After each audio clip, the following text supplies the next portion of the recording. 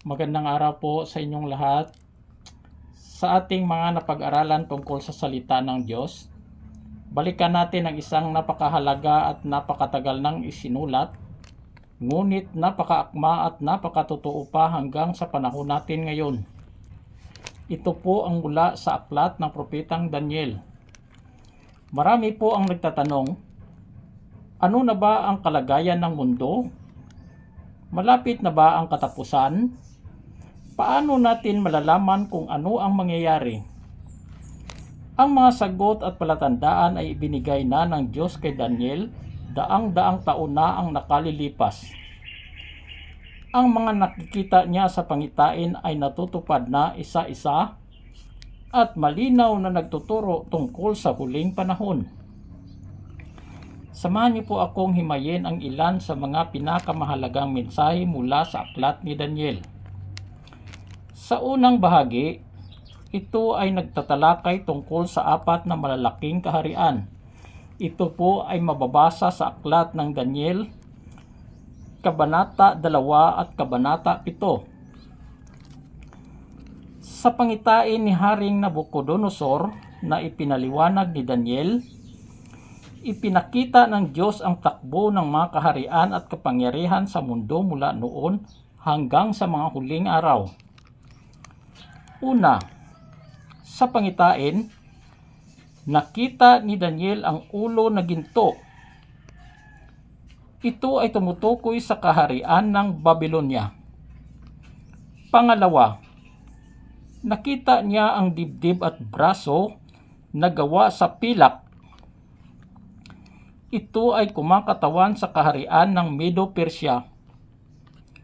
Ang pangatlo, nakita niya ang tiyan at balakang ng rebolto na gawa sa tanso. At ito naman ay kumakatawan sa kaharian ng Gresya.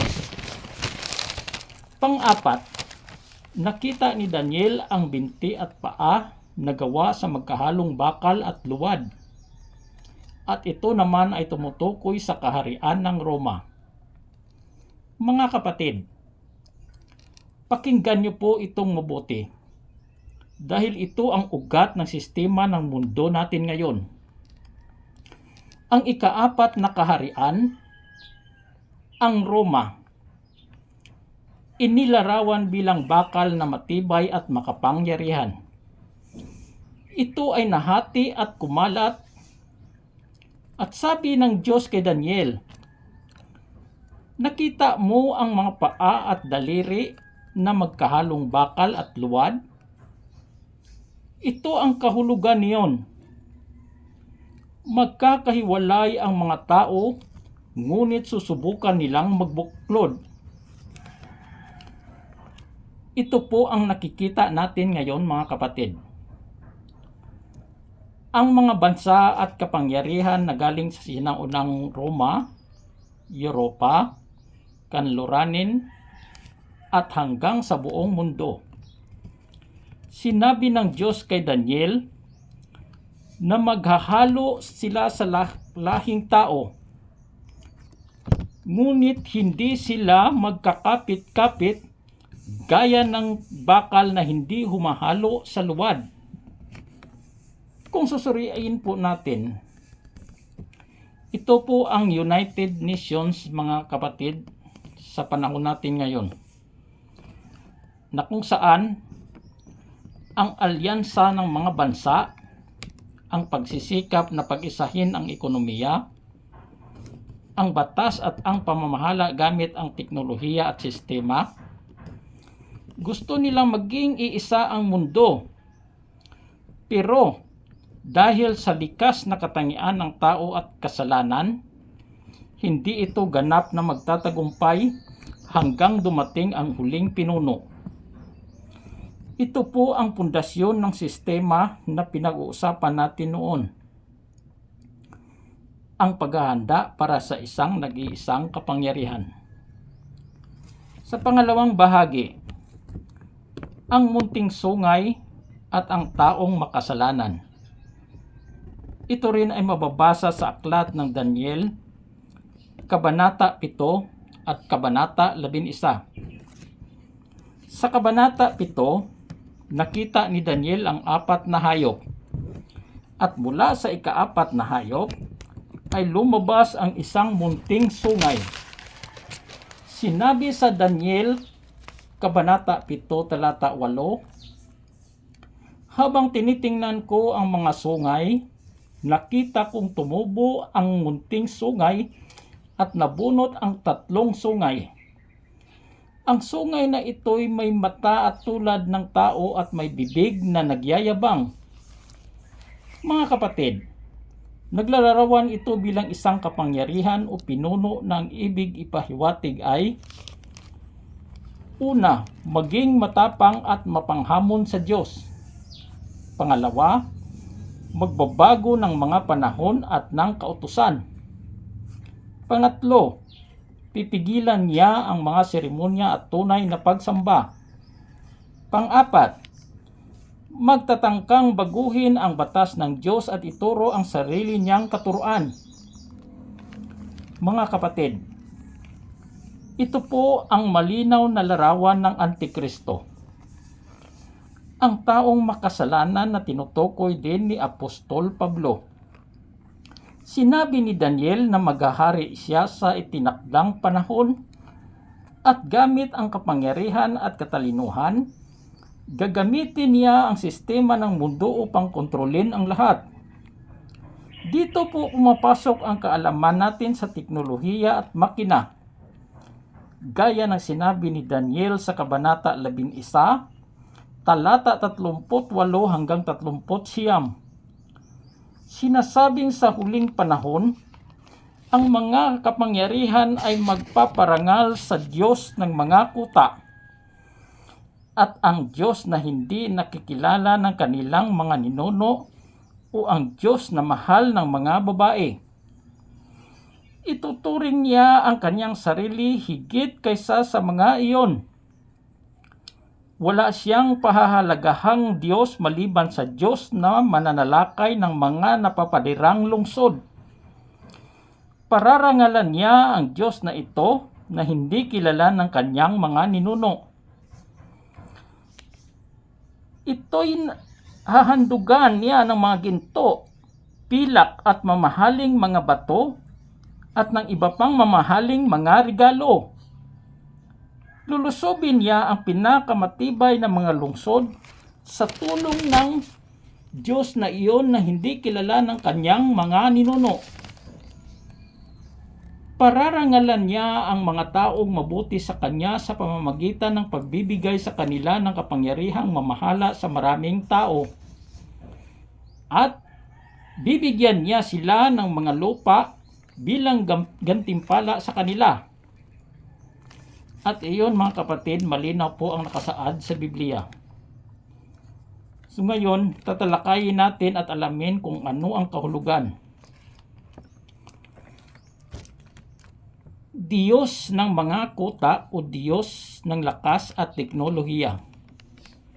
Ito po ang labis na pagtitiwala at paggamit ng siyensya, teknolohiya, internet, at mga sistema na bagamat galing sa kaalaman ng Diyos, ay gagamitin ng tao at ng masama upang maghari, magkontrol at magpalit ng paniniwala.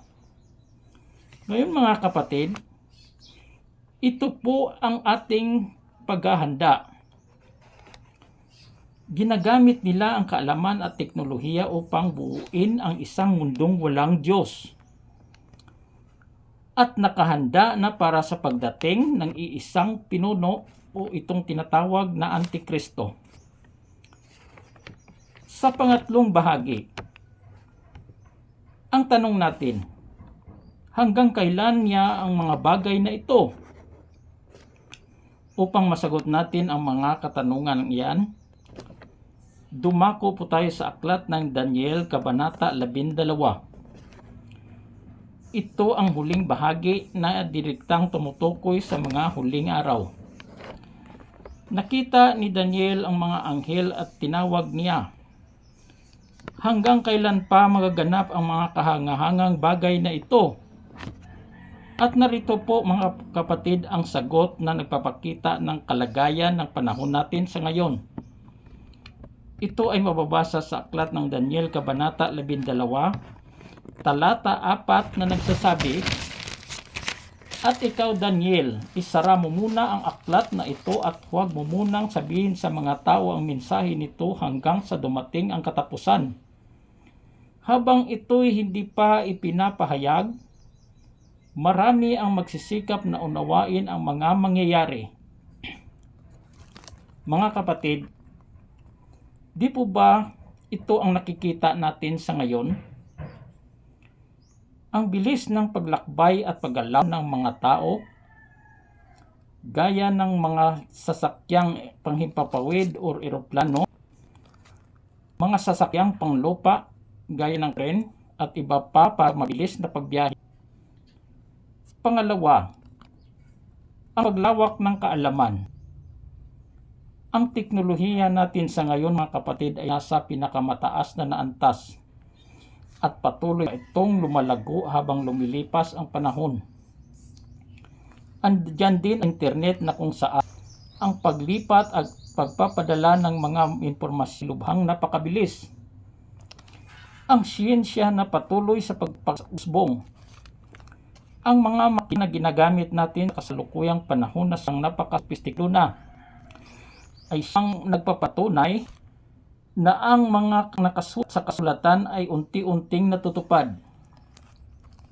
Sa Biblia na kapag lumawak ng kalan at mabilis na takbo ng buhay, ito na ang sinyalis na lapit dahil ganitong antas ng kaan at sistema upang maisatuparan ang huling pangyayari. Pero, huwag po tayong matakot, mga kapatid. May mandang pangako ang Diyos kay Daniel at ito ay mababasa sa Kabanata 12, talata 1 hanggang 2. Ganito ang sabi, "Sa panahong iyon, tindig si Miguel, ang bilang prinsipe na dala ang parusa mula sa Diyos. Si Miguel ang makapangyarihang pinuno na nagbabantay sa iyong mga kababayan. Magiging mahirap ang kalagayan sa panahong iyon. Ang mga paghihirap na iyon ay hindi pa nangyayari mula nang naging bansa ang Israel. Pero, ililigtas sa paghihirap ang iyong mga kabayan na ang mga pangalan ay nakasulat sa aklat na listahan ng mga taong may buhay na walang hanggan. Bubuhayin ang maraming patay. Ang iba sa kanila ay tatanggap ng buhay na walang hanggan, pero ang iba sa kanila ay isusumpa at ilalagay sa kahihiyang walang hanggan." Kaya, mga kapatid, mula sa panahon ni Daniel hanggang ngayon, natutupad na ang lahat. Ang mga kaharian ay dumaan na, ang mga sistema ay nabuo na, ang kaalaman ay lumawak na, at ang teknolohiya ay narito na. Lahat ay nakahanda na ayon sa propesiya. Mga kaibigan at mga kapatid, ang mensaheng ito ni Propetang Daniel ay hindi para takutin tayo, kundi para gisingin tayo. Alam natin kung nasaan na tayo sa takbo ng kasaysayan. Alam natin na ang sistema ng mundo ay naghahanda na para sa kasamaan at ang teknolohiya ay magiging kasangkapan. Pero, alam din natin na ang kaharian ng Diyos ay hindi mapapalitan. Sinabi ni Daniel sa huling araw, ang Diyos sa langit ay magtatatag ng isang kaharian na hindi kailanman mabubuwag. Ito ay titiis magpakailanman. Ngayon, mga kapatid, ang hamon sa atin, maging matatag tayo sa pananampalataya. Huwag tayong matukso sa mga bagong aral o kontrol ng sistema. Ang tunay na karunungan at kaligtasan ay nasa salita ng Diyos lamang. Maraming salamat po at naway gabayan tayo ng Diyos na maunawain ang kanyang mga salita. Mga kapatid, kung kayo po ay naging bukas po at isipan, mangyari pong paki-like, share at subscribe po tayo upang marami po ang makapanood ng video ito at makatanggap ng kaligtasan at magkaroon ng buhay na walang hanggan. Pagpalain tayo ng ating Diyos Ama sa pangalan ni Hesus. Amen.